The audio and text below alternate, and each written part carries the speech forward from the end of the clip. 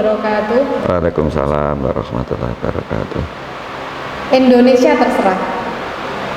Hashtag tersebut begitu booming saat ini.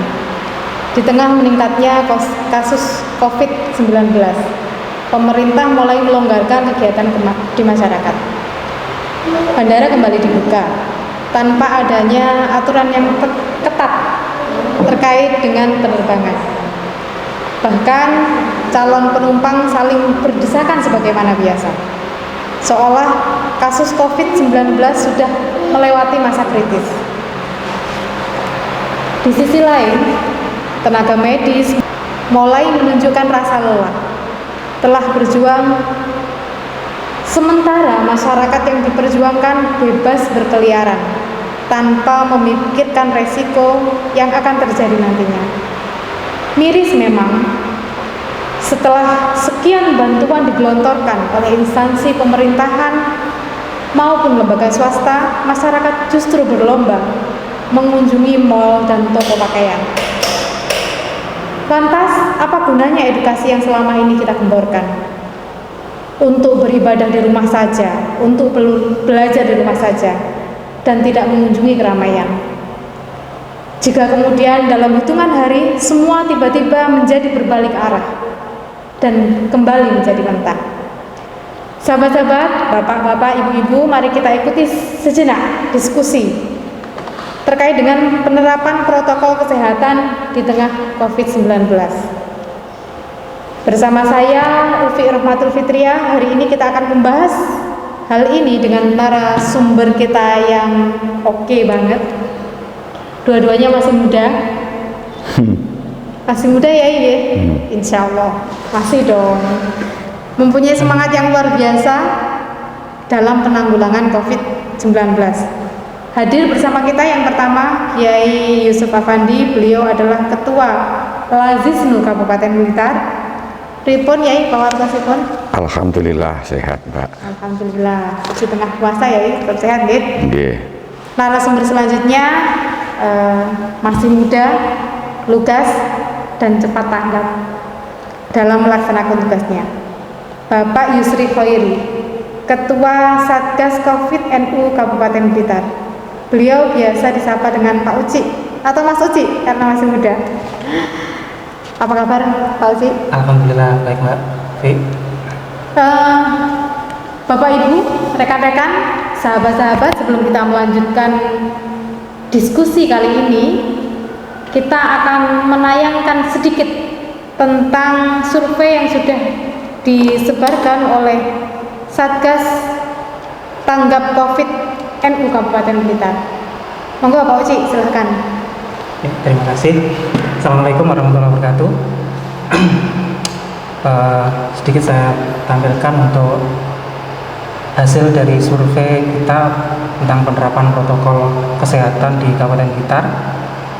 Jadi ini survei dalam rangka sejauh mana penerapan protokol ini diterapkan di tengah masyarakat, khususnya yang berkaitan nanti dalam hal peribadatan, karena warga NU ini identik karena juga ini bulan Ramadan, maka ini adalah bulan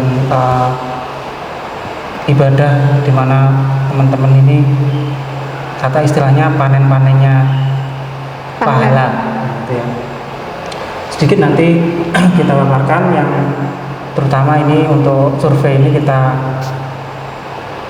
minta dari responden ini ada dari Fatayat, dari Ansor, dari IPNU dan dari PPNU, karena ini sifatnya surveinya secara online, makanya dari Ansor dan Fatayat, IPNU, PPNU ini lebih familiar dengan survei online.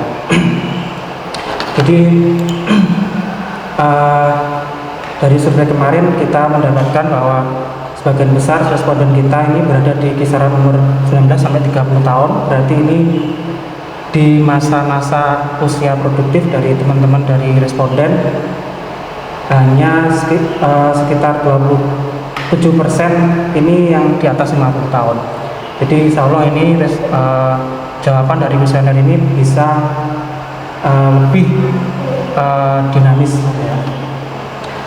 Terus selanjutnya jenis kelaminnya, karena ini banyak yang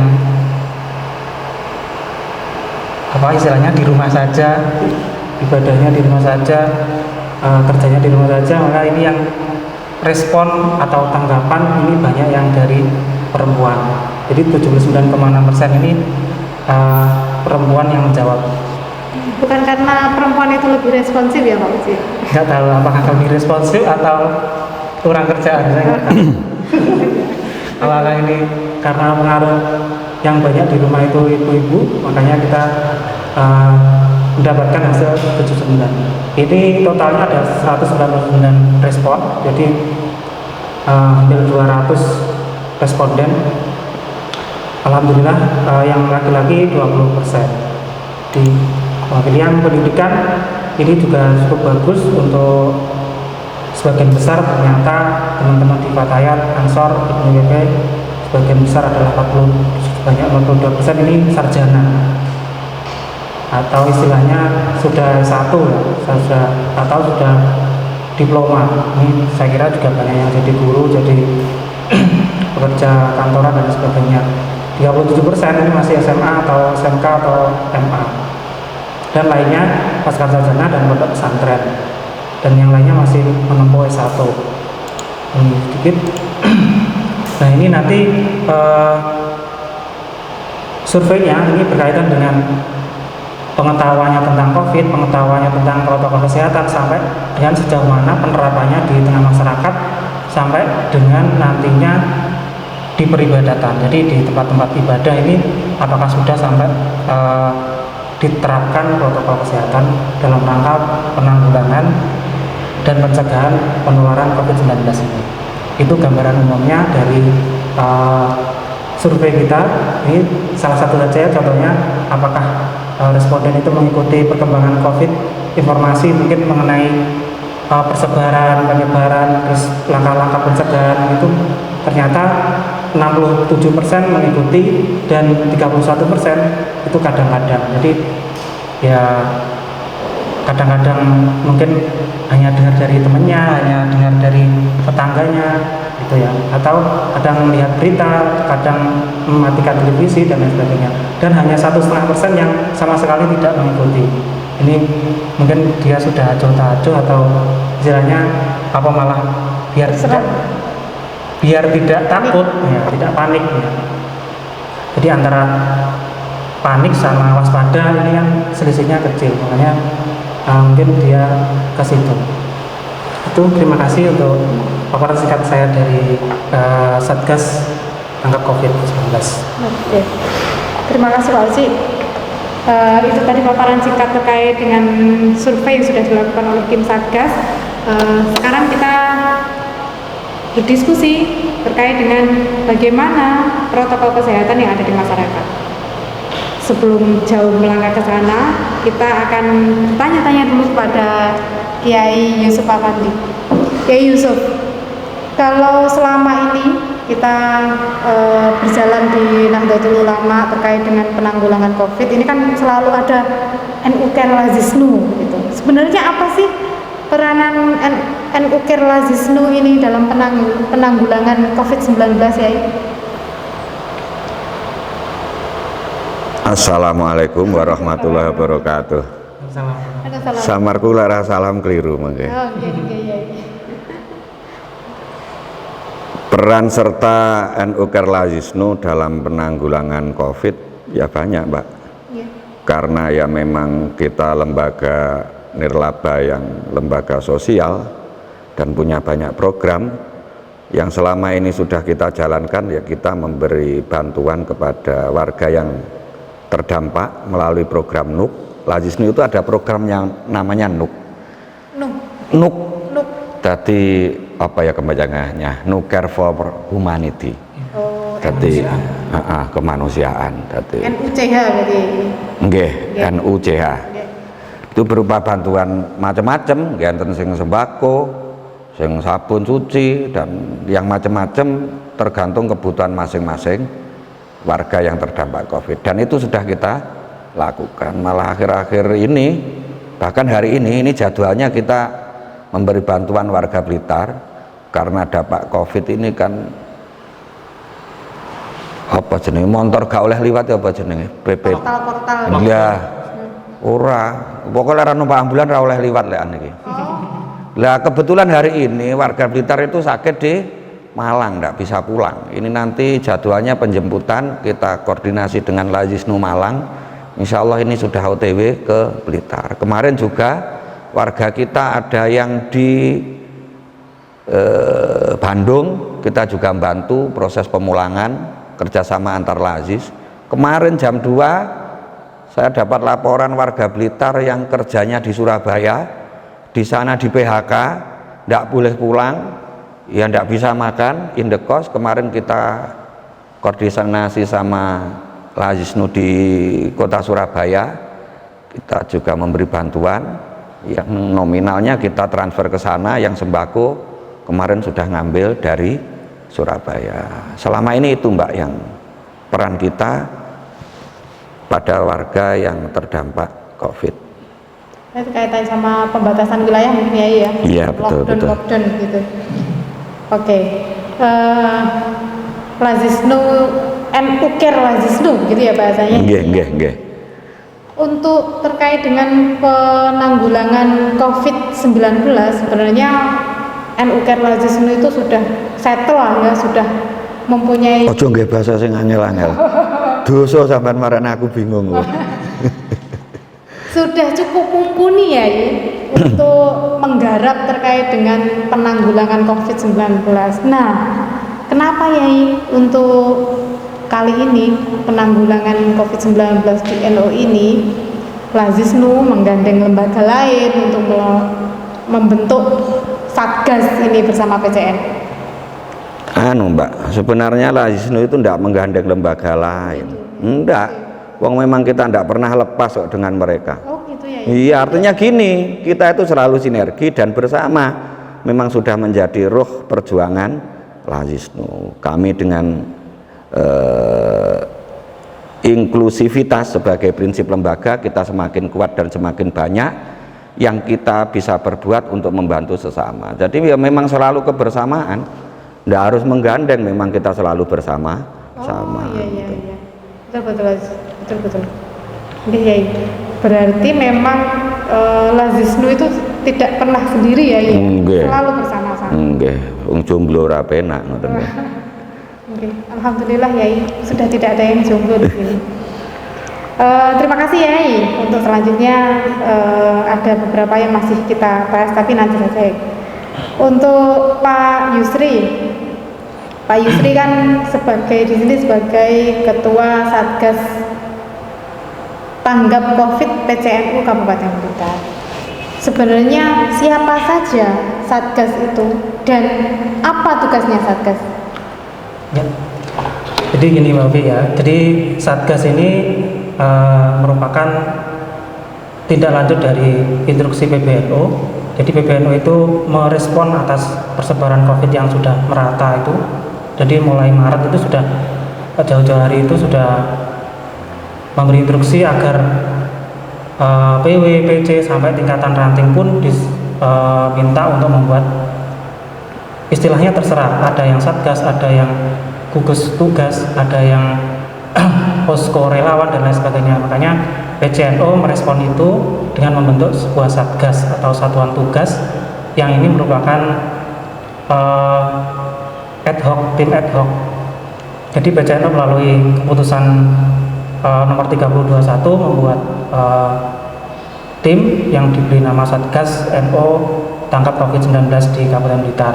Jadi ini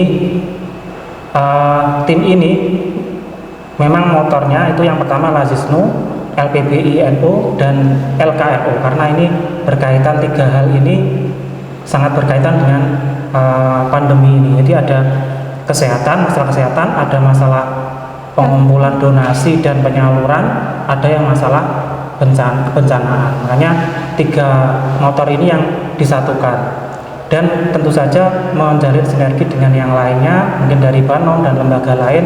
Nah ini membentuk satu satuan tugas. Nah ini secara nasional memang punya target-target tertentu, dan memang dari PBNU itu memiliki sebuah protokol posko. Jadi ini protokol posko itu ada beberapa hal, yaitu yang mayoritas itu adalah masalah pencegahan, langkah-langkah pencegahan dan kesiapsiagaan kita terhadap bencana non alam ini. Jadi ada layanan kesehatan, ada media informasi untuk edukasi untuk pencegahan dan penanggulangan dampak ini sebenarnya hanya sedikit. Makanya beberapa hal ini menjadi inti dari fokus kegiatan kita di Kabupaten Blitar. Jadi ada layanan kesehatan, media informasi, dan itu juga ada survei. Jadi di PBNU pun menyarankan kita untuk melakukan survei-survei agar langkah kita juga menjadi tepat dan sesuai dengan kebutuhan dari masyarakat. Terukur gitu ya? Terukur, betul. Oke, terima kasih Pak Uci. Yai, kalau tadi dari paparannya Pak Uci tadi, sebenarnya Lazisnu itu di sini untuk apa ya, penggalangan dana, jadi donasi. Kalau selama ini ketika kita terkena wabah COVID-19 ya, apakah ada ritme, oh ini gotong royong masyarakat semakin tinggi, niat untuk donasinya juga tinggi, ada nggak yang seperti itu ya, atau sebenarnya sama saja, tidak ada bedanya gitu? Kalau dilihat dari laporan yang masuk, ini ada peningkatan. Ada peningkatan ya? Ada peningkatan yang lumayan bagus. Peningkatan dari laporan-laporan ranting-ranting yang masuk di PC itu meningkat. Lah, yang menyebabkan meningkat niku ada dua kemungkinan. Yang pertama ya karena COVID, yang kedua ya karena Ramadan. Oh iya betul. Tapi yang jelas kalau pertanyaan jenengan apa ada peningkatan, meningkat. Hari kemarin ini apa ya? Kemarin itu masuk di atas 200. Di atas 200. Lah itu karena COVID, 200 juta bukan 200 ribu. Iya. Bukan karena COVID apa karena berkah Ramadan, ya wallahu alam bil khata' pokok itu. Tapi jelas ada peningkatan. Jadi kadang masyarakat itu punya pendapat, punya keyakinan bahwa ya dengan kita sedekah ini nolak bala. Ya ada juga kemungkinan itu ya, tapi yang jelas meningkat, bagus banget peningkatan. Oke. Jadi kalau menurut paparan Yai tadi, menurut laporan dari Care Lazisnu ya, Yai, untuk sistem pelaporannya di Lazisnu itu seperti apa Yai? Maksudnya ini nanti untuk yang biar yang donasi itu lebih percaya kalau kita itu adalah lembaga yang akuntabel dan memang sudah sangat baik secara pelaporan gitu. Ada laporannya setiap kali transaksi begitu, ada laporannya ya? Ada. Jadi kita itu punya manajemen yang bagus, mulai dari pencatatan, dokumentasi dan yang lain-lain. Kita juga punya sistem ketika munfik itu berdonasi lewat Lazisnu, itu langsung dapat laporan kwitansi secara langsung, dan itu bukan PC yang buat, itu yang buat pusat langsung. Bahkan kadang langsung dapat SMS itu pun dari pusat, tapi saya tidak jamin SMS ini, karena SMS ini yang bikin kuota pusat, terus ngisinya berapa hari sekali saya juga nggak ngerti. Kadang munfik kan komplain, saya udah infak kok nggak dapat SMS. SMS itu dari pusat, tapi kalau kwitansi juga dari pusat, tapi kita yang ngeprint bisa.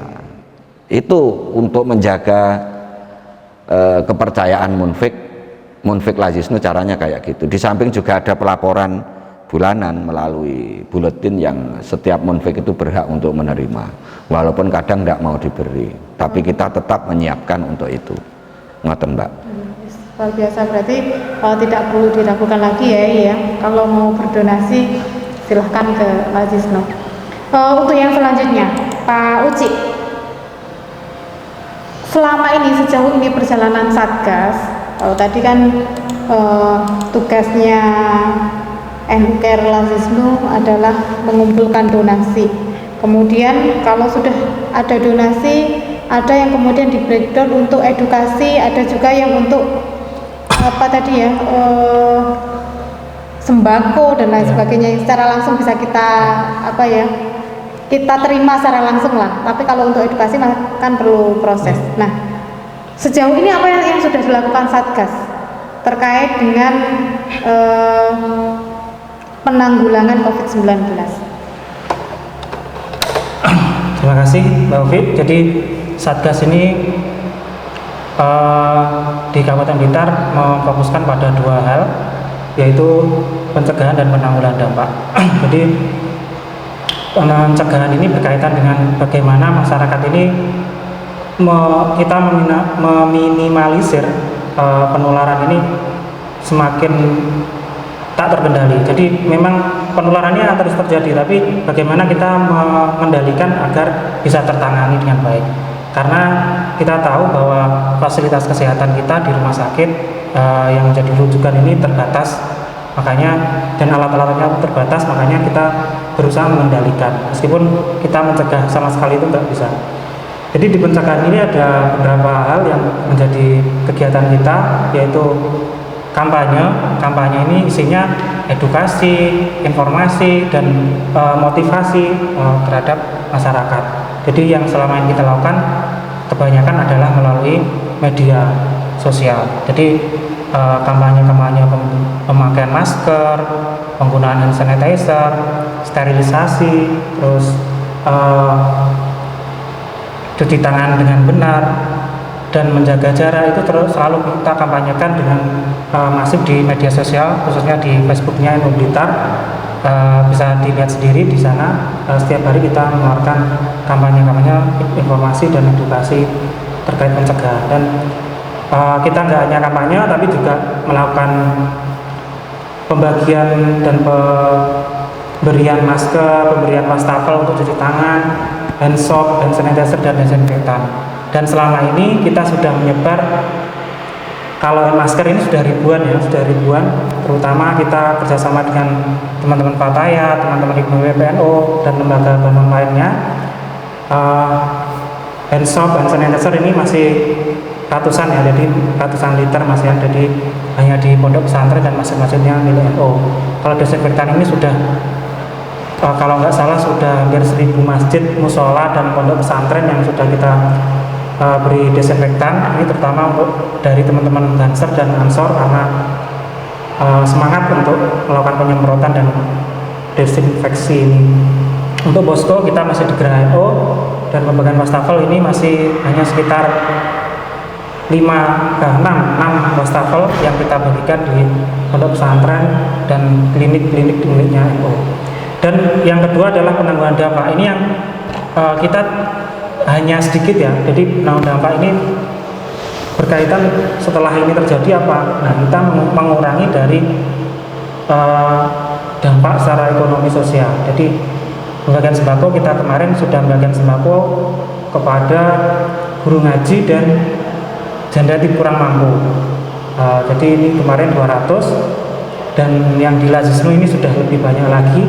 Jadi kita hanya menerima laporan. Jadi kita Satgas dan Lazisnu ini saling memberi laporan. Kita memberi laporan ke Lazisnu, Lazisnu juga memberi laporan ke kita, biar kita sama-sama laporan ke pusat ini sama. Jadi Lazisnu punya laporan ke PW, kita juga laporan ke Satgas bersama di PW NU Jawa Timur.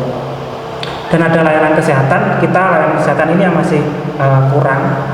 Jadi layanan kesehatan ini kita masih nemplok ya istilahnya, ikut di LKNU. Jadi Geraha ini ada posnya LKNU di sebelah. Jadi kita masih kalau mau screening kesehatan kita gratis di situ. Screening kesehatan yang tahap awal ya. Jadi kalau nanti ternyata ini sudah mengindikasikan ke tahap berikutnya, kita rujuk ke tempat-tempat yang sudah menjadi rujukan.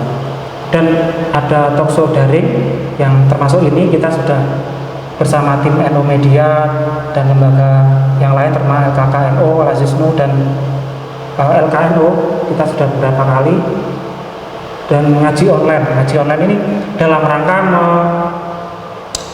karena ini nggak boleh terlalu banyak orang di pondok, makanya kita memfasilitasi untuk ngaji online. Jadi kiai kita di lingkungan Nahdlatul Ulama sudah berusaha mengadopsi ya. Jadi kalau Kiai NU sebelumnya itu belum begitu istilahnya familiar dengan dunia online, maka ini salah satu langkah adaptasi terhadap anak-anak muda yang lebih suka pada dunia online. Makanya kita memfasilitasi ngaji-ngaji ini secara online di channel-channel NU Blitar maupun channel-channelnya pondok-pondok pesantren itu sendiri. Itu dua langkah atau dua fokus kegiatan Satgas yang sudah kita lakukan, dan mungkin ada beberapa yang memang kurang kita, karena ada personel dan aset yang memang belum kita miliki. Itu. Oke.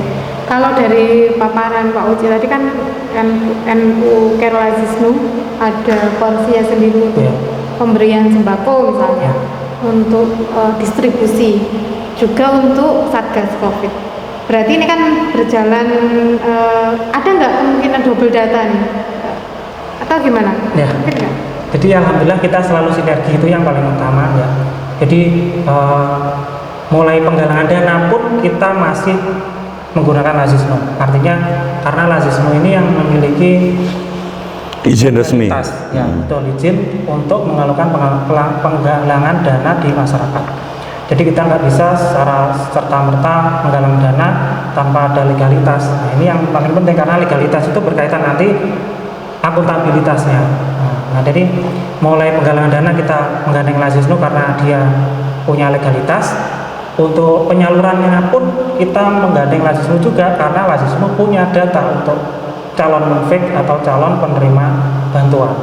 Karena Lazisnu ini datanya sudah lengkap, mungkin butuh data orang miskin di daerah sini mungkin sudah ada, guru ngaji yang mungkin terdampak sudah ada. Nah, makanya kita melakukan sinergisitas dengan Lazisnu. Makanya kemarin kita yang sebagian besar kita salurkan kepada guru ngaji ini ya lewat Lazisnu, karena Lazisnu sudah punya tangan-tangan di ranting-ranting sampai tingkat ranting. Makanya insya Allah tidak ada yang double, karena satu pintu itu tadi. Oh, ini wilayahnya Lazisnu Pak, kita serahkan Lazisnu. Kita memfasilitasi saja. Nanti kalau berkaitan dengan masalah kesehatan, kita memfasilitasi ke LKMU. Kalau ini masalah kesiapsiagaan bencana, kita lewat LPBI. Hanya insya Allah dengan begitu kita tidak ada namanya double, tidak ada namanya tumpang tindih dan sebagainya. Oke. Kalau begitu tadi kan Pak Uci juga mengungkapkan bahwa Lazisnu mempunyai database. Jadi siapa orang miskin, kemudian ada guru ngaji, ada banyak yang bisa kita jangkau. Yai, untuk Lazisnu sendiri Yai, kan ada dana Covid, kemudian ada zakat, ada mungkin ada yang nitip zakat mal, ada kemudian ada infak. Itu terkotak-kotak sendiri atau ada kamarnya sendiri atau gimana ya? Mungkin bisa dijelaskan nanti teman-teman. Oh, ini mau donasinya ke Satgas, itu berarti kan lewat Lazisnu yang sebelah mana? Atau mau infak itu lewat Lazisnu yang sebelah mana, begitu ya? Monggo. Di Lazisnu itu dana-dana yang masuk itu sudah terkotak-kotak sendiri. Gitu ya. Untuk masjid ada, sudah terkotak-kotak sendiri. Itu wis pripun guys, sudah di sistemnya sudah memang terkotak-kotak kayak gitu. Bahkan untuk Covid ini kita buka rekening sendiri, bukan artian rekening ya bagaimana, enggak, kita buka virtual akunnya rekening untuk Covid. Bahkan kemarin IPP penuh juga buka rekeningnya Lazis, virtual akunnya Lazis tapi milik IPP penuh. Dan beberapa sekolah ranting pun juga demikian, Mbak. Jadi ini yang perlu masyarakat tahu ya. Jadi begini, jadi ranting-ranting itu punya rekening sendiri, tapi virtual akunnya Lazis. Itu ya karena yang didakwakan Mas Uci tadi. Ya memang hanya Lazis yang punya legal formal untuk penggalangan dana. Maka dari itu rekan-rekan IPENU juga percaya, akhirnya buka virtual account untuk penggalangan dananya IPP IPENU itu juga lewat Lazis, punya rekening sendiri tapi anak rekening dari Lazis. Ngoten niku. Jadi bisa langsung dicek ya? Bisa. Rekening yang berapa sih anggaran yang sudah masuk untuk rekan IPENU IPPNU? Bisa. Luar biasa. Wis mboten samar khawatir lah. Nah, ini yang karena selama ini kan untuk pencatatan mungkin ada beberapa yang menyaksikan ya NU ini tenanan orang. Kalau sudah seperti kan luar biasa ya berarti. Tapi tidak masalah, berarti disangsikan sih menungso. Tidak usah bingung. Sanksikan masih perhatian. Nah iya berarti kan digatekne wis ndak masalah itu wis biasa lek ngoten niku. Wong krana lek ra digatekne kan ya malah golek perhatian ngoten kan. Nah, ya. Itu berarti programnya semacam kayak aplikasi itu sudah dari pusat. Dari pusat aplikasi, kita tinggal menerapkan saja dan perlu diketahui ndak semua Lazisnu kayak Blitar. Di Jawa Timur itu yang pakai aplikasi itu masih 4, salah satunya Blitar. Dan ketika pakai aplikasi itu kwitansinya kwitansi zakatnya yang lewat Lazisnu yang pakai sistem itu yang sudah diakui itu bisa untuk mengurangi pajak. Maka dari itu itulah untungnya kalau kita lewat lembaga yang resmi dan benar-benar akuntabel. Terkoneksi ke pusat ya? Iya. Laporannya juga terkoneksi. Iya. Luar biasa ya. Ini yang perlu tahu ya, tidak semuanya tahu kalau ternyata di Kabupaten Blitar itu Lazisnu sudah terkoneksi dengan pusat, iya. Baik penerimaannya maupun pelaporannya ya. Iya. Oke, karena ini kita belum bisa memprediksi, hari ini kan ada banyak prediksi nih, kita akan menjelang new normal katanya setelah ini, atau ada yang ternyata Indonesia itu sekarang sudah terserah lah karena bukannya bandara dan kemudian semua sekarang operasional sudah seperti semula, seolah-olah ini tidak ada wabah, maka akan diperkirakan bahwa di Indonesia wabah ini akan masih berjalan cukup panjang. Nah, untuk menjaga ritme kontinuitas ya Ben, ini nanti kalau yang mau donasi terus berlanjut, terus kira-kira apa upaya Lazisnu agar pencegahan ini tetap berlangsung secara kontinu? Ngeten Mbak, Ukar Lazisnu itu bukan lembaga yang ujuk-ujuk mak bedunduk terus gede ngoten mboten. Jadi kita muncul begitu saja langsung menghilang, ndak. Kita sebelum ada Covid juga sudah ada. Jadi kita itu ujuk-ujuk ada ketika ada Covid ya ndak. Kita ada sejak dulu. Maka dari itu kita sudah terlatih, sudah istiqomah kontinu dalam melaksanakan program-program kita. Hanya saja kaitan dengan pandemi Covid ini kita harus lebih cerdas dan cermat menganalisa fakta yang berkembang di masyarakat, sehingga kita harus update informasi yang berkembang, kita selalu tepat dan menentukan kebijakan yang benar. Kita nanti ngikuti aja Mbak, kita yang jelas kita ikut terus bagaimana langkah-langkah pemerintah sebagai pemegang otoritas tertinggi, lalu kita melakukan penyesuaian. Kemarin-kemarin itu kan ya takut, ini nyambut gaya sulit, semua di lockdown, ini jangan-jangan infaknya nurun, nyatanya malah naik. Jadi kita gini ya Mbak, karena ya ketuanya Lazisnu Blitar itu ya ndak pinter-pinter banget, pinter-pinternya pas-pasan, dalam artian pas-pasan ini pas butuh, pas ora pada iso. Nah, jadi saya mikirnya gampang kok, ya kita berpikir semaksimal kemampuan kita, semaksimal kemampuan kita sebagai wujud rasa syukur kita punya akal. Adapun selanjutnya ya terserah Gusti Allah, gitu aja. Sementara ngoten niku Mbak. Siap-siap ya, berarti ada tidak ada Covid tetap wis iya terus jalan terus gitu. Sementara sekarang kan banyak toh lembaga-lembaga yang ujuk-ujuk bejujuk karena ada Covid. Lazisnu kan enggak, sudah lahir sejak dulu dan sudah istiqomah continue ya, apa new continue. Jayai, oke. Pak Uci, ini kita sudah hampir akhir-akhir ini diskusi. Sekarang kan edukasi sudah dilaksanakan nih Pak Uci. Banyak lembaga sudah memberikan edukasi kepada masyarakat. Pak Tayat misalnya memberikan edukasi terkait bagaimana cara kita menjaga kesehatan di rumah, di lingkungan masing-masing dan lain sebagainya. Pun juga rekan-rekan kita itu PPR. Menurut survei yang sudah dilakukan Pak Uci di Satgas COVID-19 19 NU Kabupaten Blitar, apakah penerapan protokol pemerintah sudah benar-benar dilaksanakan Pak Uci di masyarakat? Ya. Terima kasih Mbak Uci yang ini meneruskan sekilas tadi ya. Jadi kita memaparkan lebih detail tentang hasil survei kita tentang penerapan protokol kesehatan di masyarakat ini.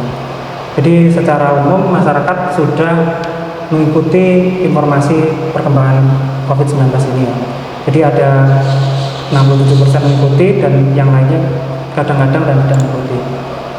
Nah, kita mencoba untuk memberikan jawaban-jawaban tentang langkah protokol ini bagaimana, apakah masyarakat itu tahu langkah-langkah pencegahannya. Nah, kita berikan pertanyaan tentang langkah-langkah pencegahan itu.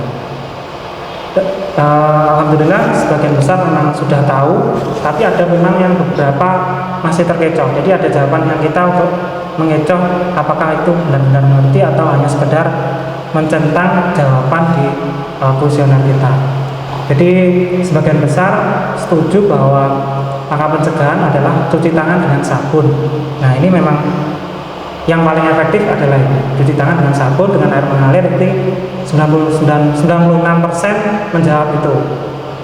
Selanjutnya ada memakai masker jika terpaksa keluar rumah dan menjaga jarak fisik sosial, artinya physical distancing itu, terus menerapkan etika bersin dan batuk, meningkatkan imunitas tubuh karena ini berkaitan imunitas virus ini. Kalau imunitas kita baik, insya Allah virusnya akan kalah. Terus menghindari menyentuh wajah dan nah ini 49% menjawab menyayangi keluarga. Ini jawaban yang mengecoh sebenarnya. Kemarin kita sebenarnya menyayangi keluarga benar, maksudnya secara umum kalau disambung-sambungkan masih bisa, tapi secara langsung untuk mencegah penularan COVID ini tidak. Ya, jadi terkait ya? Tidak terkait. Terus rutin pemeriksaan ke dokter pun sebenarnya juga enggak, karena kalau rutin tapi tetap mengabaikan yang lain, ini masih tetap bisa menular. Dan ini ada yang namanya rajin ikut siskampling, karena sebenarnya siskampling ini kan hanya mencegah orang keluar masuk atau gangguan kriminalitas. Ini masih ada yang terkecoh, dan yang lainnya adalah berjemur, tidak keluar rumah, tidak di rumah saja, internet dan jembatan BHBS. Ini jawaban lainnya yang kita bebaskan untuk mereka mengisi. Jadi ini tambahan dari responden. Jadi ini berarti bukan termasuk salah satu pertanyaan ya Pak Uci? Bukan salah satu pilihan yang kita sediakan. Yang kita sediakan yang ini sampai siskampling ini. Yang lainnya ini adalah tulisan mereka sendiri yang mereka masukkan secara manual. Jadi kita menyediakan tempat untuk manual mengisi. Jadi sebagian besar memang mengerti, tapi sebagian memang ada yang mengerti sebagian. Ya, jadi karena mungkin pengetahuannya tadi kadang-kadang mengikuti informasi itu tadi, akhirnya tahunya juga sebagian. Ya. Terus selanjutnya, apakah di lingkungan ini menerapkan protokol itu tadi? Ternyata sebagian besar 71% menerapkan, dan 28% ini sebagian saja. Artinya mungkin di lingkungannya ini menerapkan, di lingkungannya itu menerapkan, atau di lingkungan ini semuanya menerapkan tapi hanya sebagian. Ini hanya yang penting pakai masker, atau yang penting ada cuci tangannya gitu ya. Jadi hanya sebagian yang diterapkan, ini 28%, dan hanya 0,5% yang tidak. Jadi alhamdulillah semuanya menerapkan ya. Jadi kalau 0,5% itu kita anggap sebagian kecil saja, atau malah kita abaikan. Selanjutnya yang tempat yang menerapkan protokol kesehatan atau pencegahan penularan ini ada pasar, toko, rumah makan, tempat ibadah, kantor pemerintah, rumah, dan tempat publik. Dan yang paling besar adalah tempat ibadah, ini sudah menerapkan protokol kesehatan. Selanjutnya tempat publik lainnya, kantor pemerintah, dan toko, tempat pasar. Jadi ini tempat-tempat yang diyakini sudah menerapkan protokol kesehatan. Dan juga ada jawaban bank, ini lupa kita tidak masukkan kemarin. Bank ini memang kita lihat kemarin yang juga sangat ketat untuk penerapan protokol kesehatan ini. Perusahaan selanjutnya dan mall, ini jawaban dari responden sendiri. Selanjutnya apakah, nah ini yang ini berkaitan dengan tempat ibadah kita sendirikan. Sebanyak 57% responden ini ternyata masih tetap ke masjid atau ke musola atau tempat ibadah, artinya masih berjamaah. Sedangkan 42% ini ibadah di rumah. Jadi kesimpulannya, yang tadi mengisi sebagian besar ibu-ibu atau perempuan, ternyata sebagian besar masih tetap ke masjid atau musola. Alhamdulillah. Jadi masih meyakini bahwa di masjid ini masih aman. Selanjutnya, nah ini apabila yang tadi menjawab beribadah di rumah, kenapa beribadah di rumah? Sebenarnya 89% adalah kekhawatiran pribadi ya. Ini sifatnya pribadi karena untuk mencegah dia tidak tertular.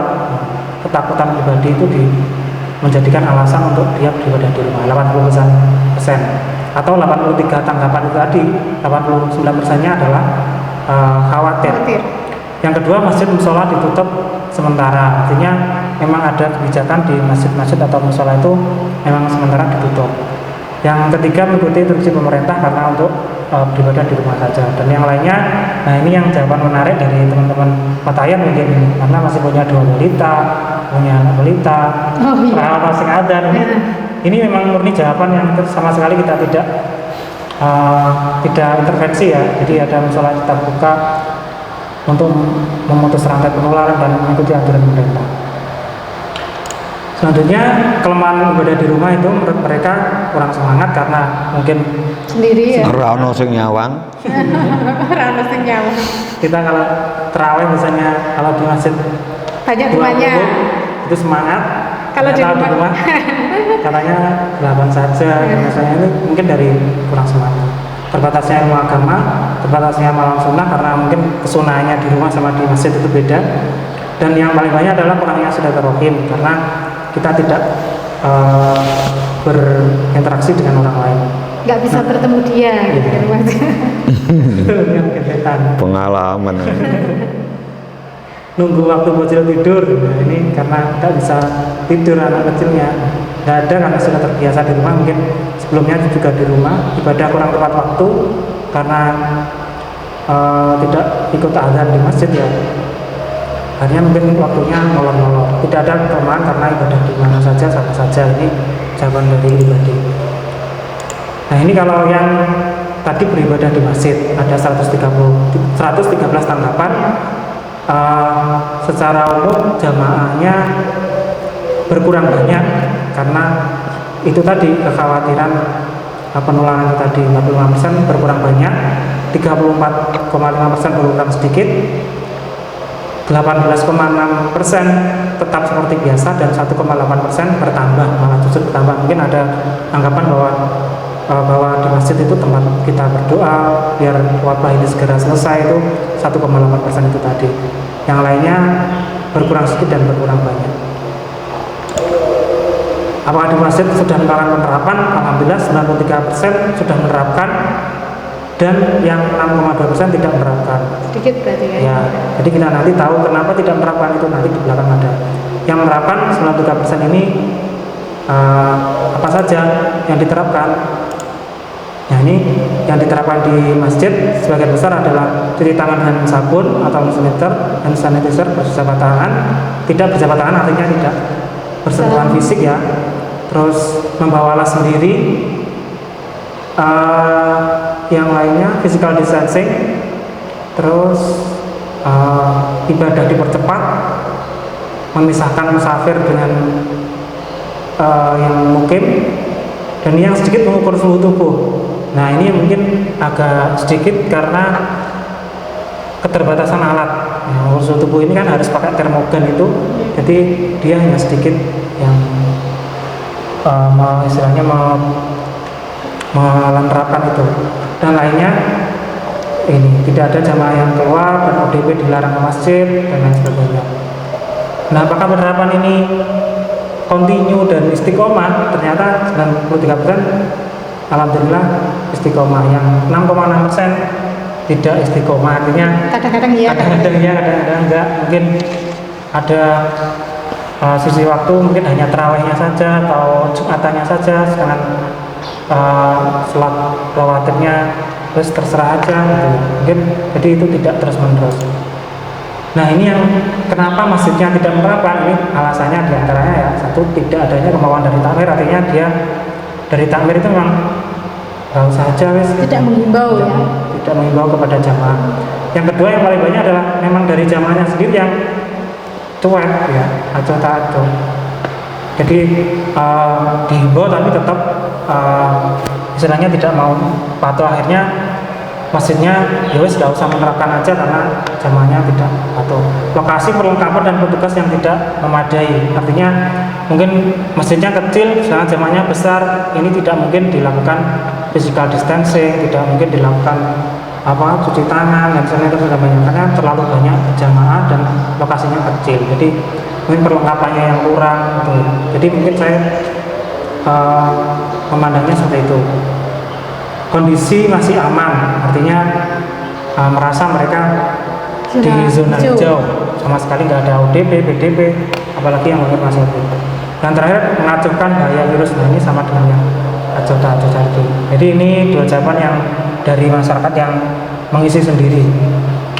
Itu mungkin dari survei kita. Jadi kalau saya menyimpulkan bahwa sebagian besar ini sudah menerapkan, cuman mungkin ada penegasan untuk secara istiqomah ini diterapkan, dan secara disiplin jamaah ini juga mengikuti arahan-arahan dari takmir ya. Takmir, kalau saya kira takmir selalu menghimbau, kalau kebanyakan saya lihat di masjid itu sudah ada himbauan menggunakan masker dan lain sebagainya, itu sudah ada, tinggal jamaahnya sendiri yang harus disiplin.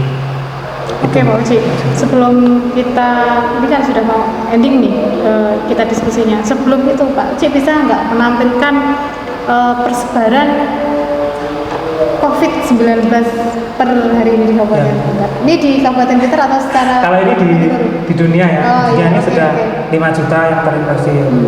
5 juta itu artinya ya banyak sekali. Jadi ini Indonesia sekarang berada di urutan 33. Jadi 19.189 ini urutan 83. Ini bisa dilihat di websitenya Worldometer Coronavirus ya. Jadi ini live. Jadi itu di Indonesia.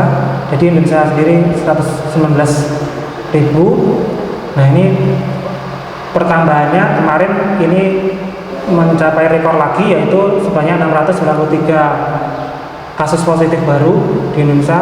Sebelumnya rekornya adalah 689 pada 13 Mei, tanggal 20 Mei mencapai rekor lagi. Jadi di bulan Ramadan ini saya kira di sekitar 500 pertambahannya setiap hari.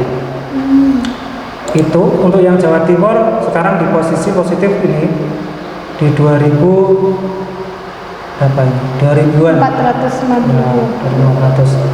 Jadi yang PDB-nya 5.000 dan ODP-nya 22.000. Itu di Jawa Timur, sedangkan di Blitar, nah ini di Blitar ini mulai awal Ramadan sampai sekarang ya. Jadi kita grafikkan seperti ini. Jadi awal Ramadan itu 3 positif, di tanggal 28 Ramadan, 28 Ramadan ini ada 10 yang positif. Jadi ada peningkatan sekitar 200 sekian persen peningkatannya. Jadi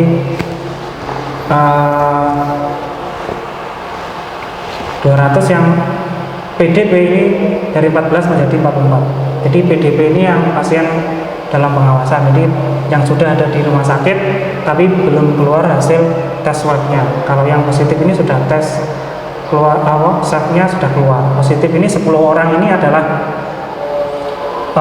ada beberapa klaster ya. Jadi ada yang impor, artinya dia dari luar kota ke Blitar, jadi dia sudah positif. Ya, tesnya tapi tetap di Blitar, tapi dia penularannya dari luar Blitar. Jadi kasus impor itu. Yang kedua adalah klaster yang paling banyak adalah klaster asrama haji, termasuk Pak Syaiful Munib yang sudah kemarin kita undang di Geraha NU. Jadi ada klaster asrama haji ini yang paling banyak. Jadi ada yang petugas haji 2, terus akhirnya menular kepada keluarga dan tenaga kesehatan yang memeriksa beliau. Jadi ini gambaran perkembangan persebaran di Kabupaten Blitar per tanggal 20 kemarin. Jadi hari ini belum kita update. Oke. Yai, terkait dengan persebaran COVID-19 tadi, selama bulan Ramadan itu terjadi peningkatan yang justru luar biasa. Mungkin karena ini mau Lebaran juga ya.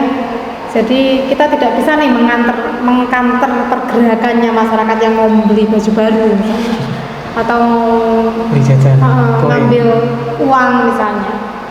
Hari ini kan semuanya terkait dengan apa ya, wilayah publik sudah mulai dibuka kembali.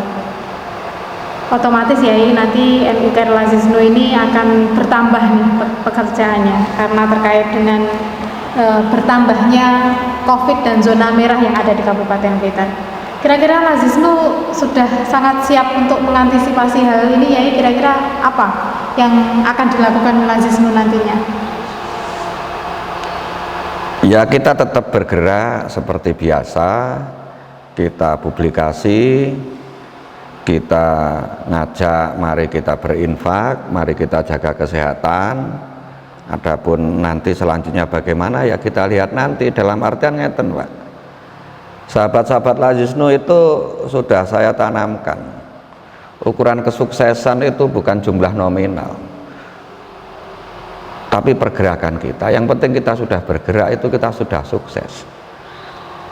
Kalau ukurannya kesuksesan itu, keberhasilan itu suatu nominal, itu nggak masuk hitungan di sahabat-sahabat Lazisnu Kabupaten Blitar. Dalam artian ayo kita tetap bergerak, karena pergerakan kita inilah yang dinilai oleh Allah. Belum tentu kalau kita itu sekarang bergerak dapat nominal banyak, itu lebih Allah suka, enggak.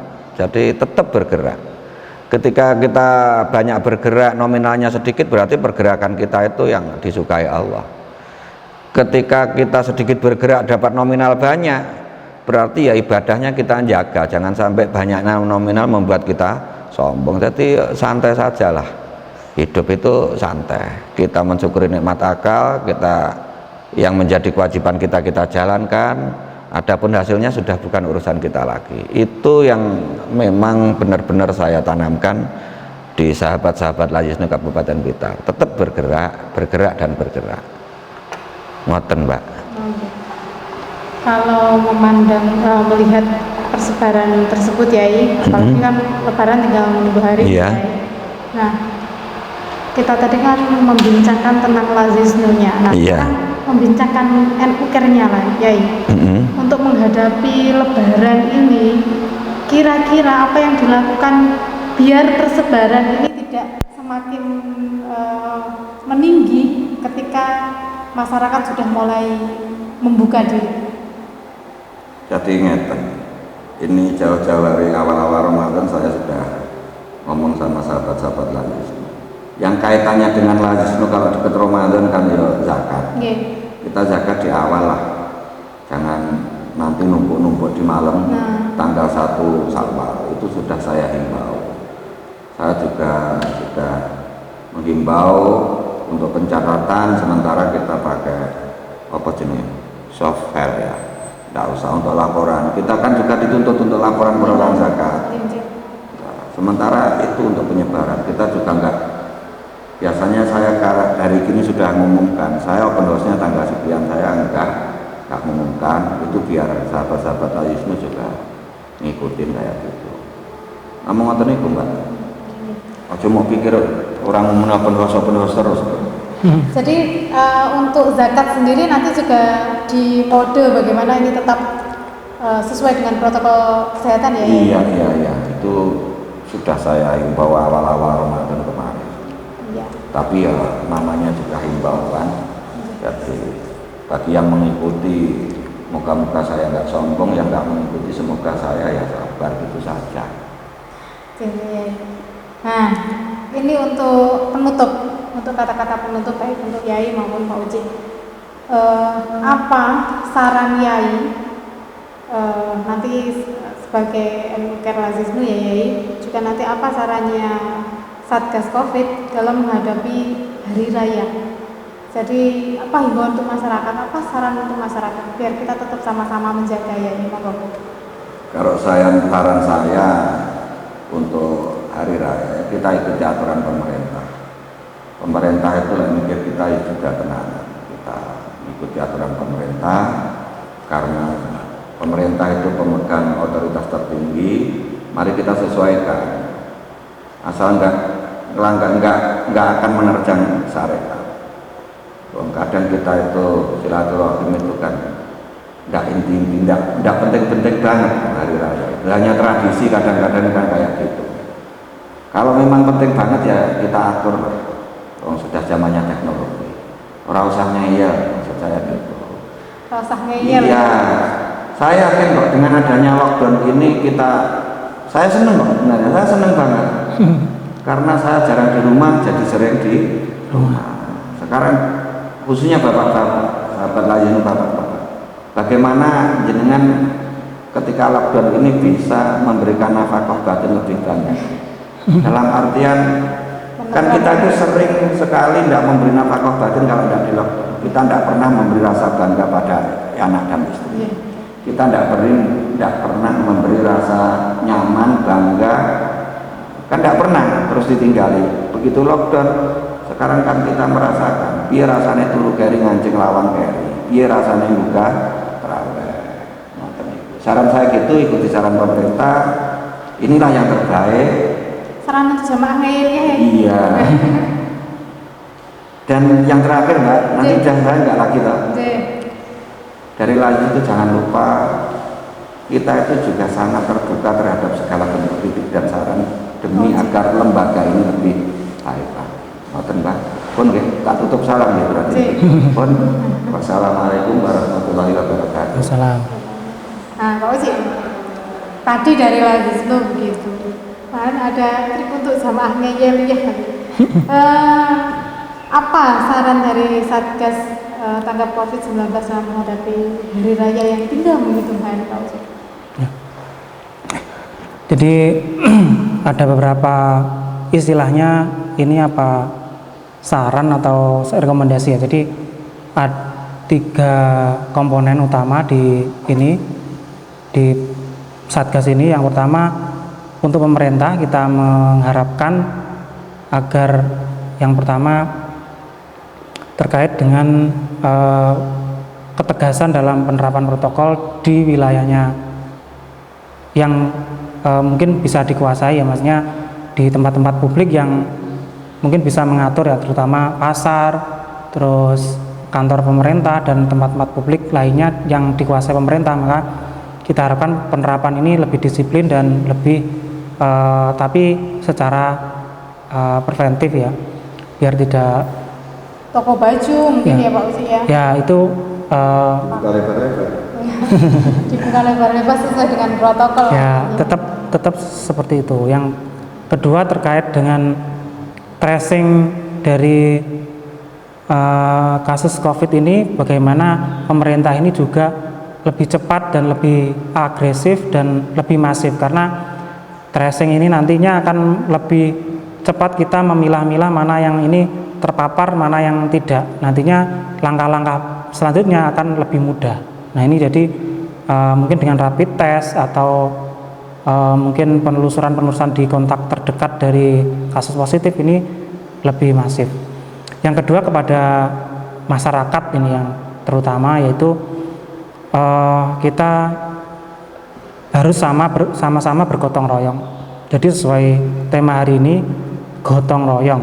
Jadi di Lazisnu, di Satgas, di NU, di pemerintah ini tidak ada gunanya kita berusaha tapi masyarakat ini tidak mau menerapkan, tidak mau mengikuti anjuran pemerintah, ini akan sama sekali tidak ada gunanya. Makanya kita harapkan masyarakat ini menyerahkan ke ahlinya kesehatan, ya kita mengikuti saran-saran dari tenaga medis. Pemerintah menyarankan seperti ini, ya kita mengikuti. Kalau ulama ini kan masalah ibadah. Nah ibadah mana yang bisa kita batasi, artinya tidak memberikan peluang untuk penularan. Makanya kita mengikuti anjuran ulama agar tidak secara tidak terkendali ini nantinya penularan ini. Yang terakhir, masalah yang tadi dikemukakan oleh Mbak Ufi juga, masalah istilah new normal ya. Jadi masyarakat ini juga harus tahu bahwa menurut pakar-pakar kesehatan yang terbaru, COVID-19 ini mungkin tidak akan reda, apalagi tahun ini mungkin tidak akan reda secara total. Makanya kita harus membiasakan diri menjalani hidup normal versi baru atau normal secara kesehatan ya. Jadi bagaimana nanti kita di masjid, bagaimana kita nanti di pasar, bagaimana di bank, di pemerintahan dan lain sebagainya. Ini kita harus mengadaptasi dan menyesuaikan bagaimana hidup normal versi baru. Jadi ini yang kita harapkan, karena itu tadi COVID-19 tidak akan reda apalagi dalam waktu dekat. Itu saja kita harapkan sama-sama paling enggak penularan ini kita bisa kendalikan dan kita atasi secara medis, tenaganya mencukupi, tempatnya mencukupi, fasilitasnya mencukupi, jadi nanti korban ini kita minimalisir. Itu harapan dari kami di tim Satgas Bencana Kabupaten Blitar. Kurang lebihnya mohon maaf. Wassalamualaikum warahmatullahi wabarakatuh. Waalaikumsalam warahmatullahi wabarakatuh. Terima kasih Yai Yusuf Nandi, terima kasih Pak Yusri Hoiri, biasa nama Pak Uci, atas kehadirannya hari ini. Semoga apa yang kita diskusikan hari ini dapat bermanfaat untuk masyarakat sehingga kita lebih aware terhadap kesehatan kita, sehingga kita tidak panik tapi tetap waspada. Sahabat-sahabat, rekan-rekan kita, Bapak Ibu yang saya hormati, Lebaran sudah dinanti. Inilah semangat sejati. Bukan berarti harus bersorak sangat-sangat, namun cukup di dalam hati. Mari kita nikmati bulan kemenangan dengan baik, dengan mentaati semua protokol. Tidak salaman bukan berarti tidak berteman. Silaturahmi tidak harus saling menemani. Bermaafan tidak harus saling bertatap muka. Demi kemaslahatan kita bersama, mari kita saling menjaga. Demi kamu, demi saya, dan demi kita semua. Saya akhiri. Wallahul muwaffiq ila aqwamit thoriq. Wassalamualaikum warahmatullahi wabarakatuh. Waalaikumsalam.